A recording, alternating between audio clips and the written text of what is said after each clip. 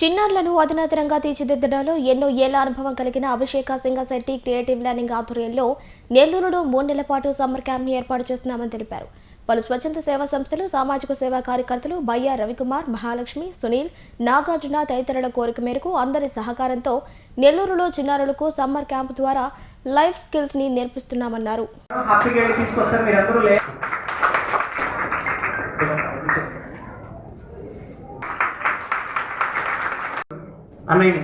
Weapon ఉంది. ఇప్పుడు real field అవునండి. So the company name is transfer bioscience right now. ఒక సైకియాట్రిస్ట్ అండి, ఒక సైకాలజీ. గత 9 ఏళ్ల నుంచి మనం సమ్మర్ క్యాంపులు రన్ చేయడం జరిగింది. అది అమలాపురం, రాజమండ్రి, హైదరాబాద్, నెల్లూరులో అయితే 3 సార్లు, ఇది 3వ సారి నెల్లూరులో సమ్మర్ క్యాంప్.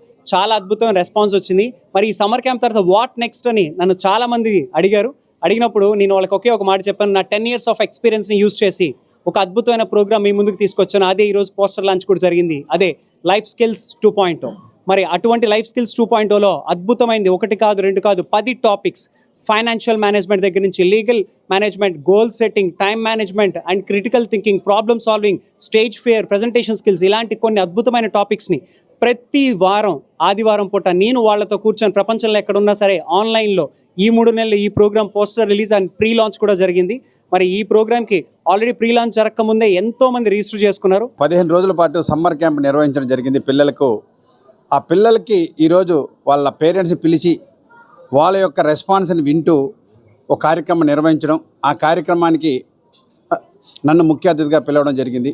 నిజంగా ఈరోజు పిల్లల్ని పెంచడం ఒక కళ అని ఒక క్యాప్షన్ ఇచ్చున్నాడు. నిజంగా కూడా పిల్లల్ని పెంచడం ఒక పెద్ద కళ అండి. ఎంత డబ్బున్నా కూడా పిల్లలు కానీ మంచి భవిష్యత్తు కానీ మనం కానీ ఇవ్వలేకపోతే ఉపయోగమే లేదు. అటువంటి జీవితాన్ని ఇవ్వాలంటే ఓన్లీ చదువు మాత్రం ఇవ్వదండి.